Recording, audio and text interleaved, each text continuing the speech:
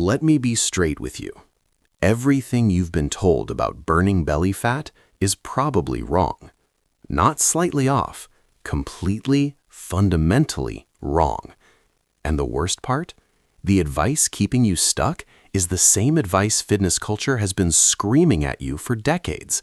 Run more, do more cardio, hit the treadmill, push harder. But here's what nobody's telling you.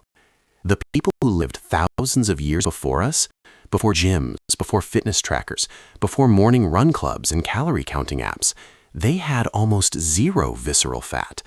Not because they were disciplined, not because they had better willpower, but because the way they lived made storing dangerous belly fat nearly impossible. And when you understand why, everything changes. Visceral fat isn't the fat you can pinch. It's not the soft layer sitting under your skin. Visceral fat lives deep inside your abdominal cavity, wrapping itself around your liver, your pancreas, your intestines. It's metabolically active in the worst possible way. It releases inflammatory chemicals into your bloodstream around the clock. It drives insulin resistance. It raises your risk of heart disease, type 2 diabetes, fatty liver, and cognitive decline. And here's what makes it so frustrating.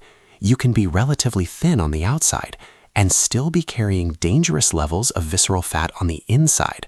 The scale won't tell you, your genes won't tell you, but your hormones, your energy levels, your blood work, they will. So why is running not the answer? It's not that running is useless. Running has real benefits for cardiovascular fitness, mood, and endurance. But when it comes to visceral fat specifically, chronic cardio without addressing the hormonal environment underneath is like mopping a flooded floor without turning off the tap. And for a lot of people, especially those who are already stressed and sleep-deprived, long bouts of running actually raise cortisol levels significantly. Cortisol, your primary stress hormone, tells your body to store energy centrally, right around your organs. So if you're already running on 3 cups of coffee and 5 hours of sleep, adding more miles isn't solving the problem. It might be quietly making it worse. The answer, it turns out, is hiding in the past. 5 habits that ancient humans practiced not as wellness routines, but simply as a way of life. Habits so woven into their daily existence that they never had to think about them. And each one of them directly targets the hormonal and metabolic conditions that make visceral fat possible in the first place. The first one is something so simple it almost feels insulting. Walking after meals. Not power walking, not a structured workout. Just gentle, unhurried movement in the minutes following a meal. Hunter-gatherer populations didn't finish eating and then sit motionless for 3 hours staring at a screen. They ate, and then life continued. They moved on to the next task, the next location, the next necessity of survival. And that casual post-meal movement did something remarkable inside their bodies that most people today never experience. When you walk for even 10 to 20 minutes after eating, your working muscles begin pulling glucose directly from your bloodstream without needing insulin to do it. That single mechanism is enormously powerful. It blunts the post-meal insulin spike. And insulin, more than almost any other hormone, is the gatekeeper of fat storage. When insulin is chronically elevated, your body cannot access stored fat, full stop. It doesn't matter how many calories you're burning on the treadmill.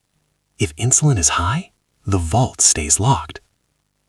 But walking after meals keeps that spike low and short, which means insulin drops faster, which means your body gets more windows throughout the day where fat burning is actually possible.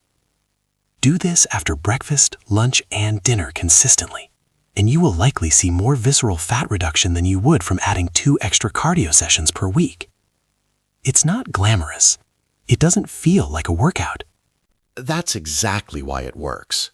Because it's sustainable every single day without destroying your recovery or spiking your stress hormones. The second habit cuts even deeper into your metabolic machinery. Our ancestors lifted heavy things constantly. Not in a gym, not with a structured program, but because their survival demanded it. They carried water over long distances. They dragged timber. They hoisted, loaded, pulled, and pressed as a natural part of existence. That constant exposure to resistance built dense, metabolically expensive muscle tissue throughout their entire bodies. And muscle is the single most powerful metabolic organ you have. Muscle tissue burns energy even while you're completely still, even while you sleep. The more lean muscle mass you carry, the higher your resting metabolic rate, and crucially, the more insulin sensitive your cells become. Insulin sensitivity is everything when it comes to visceral fat. When your muscle cells are highly sensitive to insulin, they eagerly absorb glucose from your bloodstream, keeping blood sugar stable and insulin levels low. When you're insulin resistant, the opposite happens. Blood sugar stays elevated, insulin stays elevated, and visceral fat accumulates. Strength training, real resistance work that challenges your muscles, directly reverses insulin resistance. It doesn't just burn calories during the session. It rebuilds the metabolic environment inside your body at a cellular level. The third habit is one that modern food culture has worked extraordinarily hard to make you forget. Eating in time-restricted windows rather than grazing constantly throughout the day. Ancient humans did not eat 6 times a day. They did not have pre-workout snacks and post-workout recovery shakes and mid-afternoon protein bars. They ate when food was available, which often meant going extended periods without eating, not by choice as a wellness strategy, but simply because that was the reality of their world. And that rhythm of eating and not eating trains something called metabolic flexibility, the ability to shift seamlessly between burning glucose when food is present and burning stored fat when it isn't. Most people today have lost this ability almost entirely. When you eat continuously from morning to night, your insulin levels never get a chance to drop to baseline. And when insulin never drops, the fat stored in your visceral tissue is biochemically locked away. Your body simply cannot access it. Introducing a natural fasting window of 12 to 16 hours, which for most people just means finishing dinner by 8 and not eating until 8 or 10 the next morning, allows insulin to fall to a low enough level that fat burning genuinely becomes possible. The liver begins burning stored fat for fuel. Visceral fat starts getting mobilized. Inflammatory markers begin to decrease. This isn't starvation. It isn't extreme. It's just giving your body a long enough break from digestion that it can do what it was designed to do. Continuing to eat constantly while also trying to run off visceral fat is like trying to drain a bathtub while the faucet is running full blast. Close the faucet first. The fourth habit is the one that genuinely shocks people when they first hear it, because it has nothing to do with food or movement at all. It's about darkness. Specifically, sleeping in complete or near complete darkness the way our ancestors always did. Before artificial lighting, before blue light screens, before the ambient glow of cities that never fully go dark, human beings slept in conditions of true darkness, and their biology was built around it. When your eyes detect light after sunset, your brain suppresses melatonin production. And while most people think of melatonin only as a sleep hormone, its role is far more significant than that. Melatonin influences insulin sensitivity, inflammation regulation, and fat metabolism. When melatonin is consistently suppressed by evening light exposure, your body's ability to regulate blood sugar overnight degrades. Your cortisol rhythm gets disrupted. And when your cortisol rhythm is off, your body tends to store energy centrally, prioritizing visceral fat deposits as a form of metabolic self-protection. Beyond melatonin, poor sleep independently raises ghrelin, the hormone that drives hunger, and lowers leptin, the hormone that signals fullness. People who consistently sleep fewer than 7 hours show measurably higher visceral fat levels than those who sleep 7 to 9 hours, independent of diet and exercise. You could be running 5 miles every morning and strength training 4 days a week, but if you're sleeping 5 or 6 hours under artificial light with your phone glowing on the nightstand, your hormonal environment is working directly against everything you're doing. A dark room, a cool temperature, and a consistent sleep schedule aren't luxury habits. They are foundational metabolic requirements. Our ancestors didn't have to work at this. Their environment provided it automatically. We have to be intentional about rebuilding it. The fifth habit is perhaps the most misunderstood, because in a world obsessed with structured workouts, the concept of simply moving more throughout the day gets dismissed as not counting. But it counts enormously. Ancient humans didn't separate their physical activity into workout sessions and sedentary recovery periods. Movement was woven continuously into the fabric of their days. They squatted to rest. They sat on the ground. They walked between tasks. They climbed. They reached overhead. They twisted. They carried. Their bodies never stayed completely still for long. And that constant low-level physical activity maintained a metabolic baseline throughout every waking hour that no amount of structured exercise can fully replicate. When you sit for 8 to 10 hours and then exercise for 30 or 40 minutes, you have not undone the metabolic damage of the sedentary hours. Research into what scientists now call NEAT, non-exercise activity thermogenesis, shows that the calories burned and the metabolic signals generated by frequent low-intensity movement throughout the day can actually exceed the benefits of a single structured workout. Standing while you work, walking while you take calls, squatting down to pick things up rather than bending at the waist, taking the stairs, pacing, stretching.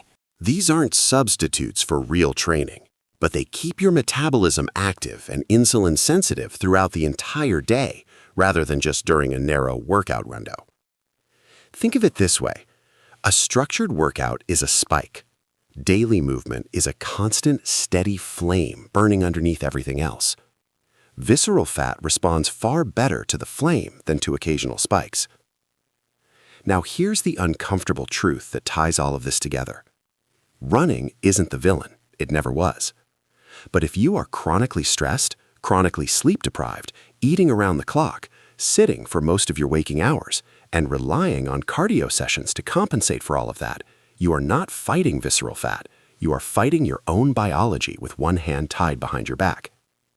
The hormonal environment inside your body, your insulin levels, your cortisol rhythm, your sleep quality, your insulin sensitivity, determines whether visceral fat accumulates or gets burned far more powerfully than any single workout ever could.